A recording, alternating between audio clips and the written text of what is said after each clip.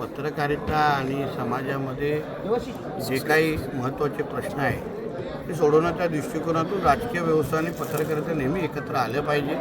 त्या दृष्टिकोनातून एक महत्त्वाचे 2 मुद्दे जे आमच्या कोकणाच्या विकासाच्या दृष्टिकोनातून अत्यंत महत्त्वाचे आहे. एकतर मुंबई गोवा हायवे जो रायगडचा काही अपुरा भाग राहिलेला आहे आणि मुरुडचा जो हे आहे कार्यक्रम आहे तो शासकीय पद्धतीने व्हावा. मुक्ती दिन तो शासकीय पद्धतीने व्हावा. हे दोन्ही महत्त्वाचे मुद्दे आमच्या देशमुख साहेब असतील की अन्य प्रमुख मान्यवरांनी आमच्यासमोर मांडलेले आहेत. राज्य सरकारचा प्रतिनिधी म्हणून या दोन्ही विषयाला न्याय देण्याचं काम आम्ही आमच्या माध्यमातून करू हा विश्वास आणि शब्द ह्या व्यासपीठावर त्यांना दिलेला आहे. सर, धडक कारवाई केली नाही, मोठी कारवाई झालेली आहे. काय कारवाई आहे सर? बघा, ही तर सुरुवात आहे. LED हे आमच्या इथे बंदी, आमच्या राज्यामध्ये बंदी आहे. तरीही कोणी मस्ती करत असेल आणि LED मुळे आमच्या मच्छीमारांचं नुकसान होत असेल तर त्यांनी त्यांच्या बोट विसरून जाव्या. त्यांच्या LEDच्या जे काही जप्त केलेलं सामान आहे ते पण आम्ही नष्ट करून टाकणार आहे. त्याचबरोबर हेही सांगतो की ज्या मत्स्य संस्थांनी त्या LED धारकांना जे डिझेल पुरवणारे काही मत्स्य संस्था आम्ही आयडेंटिफाय केलेल्या आहेत त्याही लोकांचे रजिस्ट्रेशन रद्द कसं करायचं, त्यांच्यावर कारवाई कशी करायची. कारण का एका बाजूला LED चालूत असताना कोणीतरी त्यांना डिझेल पुरवतं आहे आणि म्हणून ते समुद्रात जात आहेत आणि मच्छीमारांचं नुकसान करत आहेत. मग अशा मच्छीमार संस्थांवर पण आमचं मत्स्य खातं एक कारवाईची आम्ही भूमिका घेतलेली आहे जेणेकरून परत LED लावण्याची कोणी हिंमत करणार नाही एवढी काळजी आमचं खातं घेणार आहे.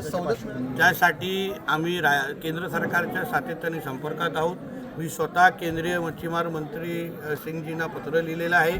तेही प्रधानमंत्री कार्यालयाच्या संपर्कात आहे. माझी अपेक्षा आहे की कुठल्याही दिवशी या अशा पद्धतीची मदत आमच्या मच्छीमारांसाठी जाहीर होईल.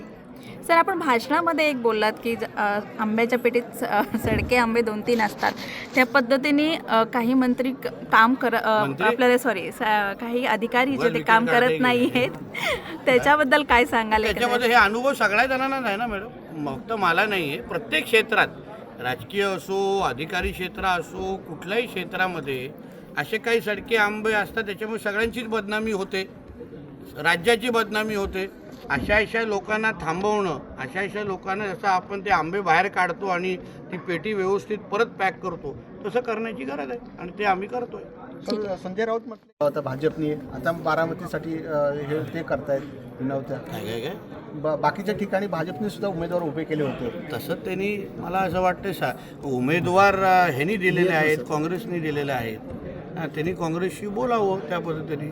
आमच्या सगळ्यांची एवढीच भूमिका आहे की ती निवडणूक वेगळी असते. ही निवडणूक आदरणीय अजितदादांच्या जाण्यामुळे आज आलेली आहे आणि म्हणून अजितदादा हे राज्याचे एक फार मोठे नेते होते आणि म्हणून प्रत्येक पक्षाने ही भूमिका विचार करून आपल्या महाराष्ट्राला एक संस्कृती आहे त्यानुसार त्यांनी भूमिका घ्यावी ही अपेक्षा आदरणीय मुख्यमंत्र्यांनी व्यक्त केलेली आहे. आता महाविकास आघाडीमध्ये अगर त्याबद्दल एकमत होत नाही तर ते आम्ही काय बोलणार त्याबद्दल. पण भाजपने अशा अनेक ठिकाणी उमेदवार उभे केले होते. पण त्या निवडणुकीची परिस्थिती निर्णय ह्या त्या निवडणुकीच्या अनुसार घेतले जातात. आबा पाटीलांची निवडणूक असो किंवा अंधेरीची निवडणूक असो की त्या निवडणुकीच्या अनुसार ते निर्णय घेतले जातात. ठीक आहे, थँक्यू सर.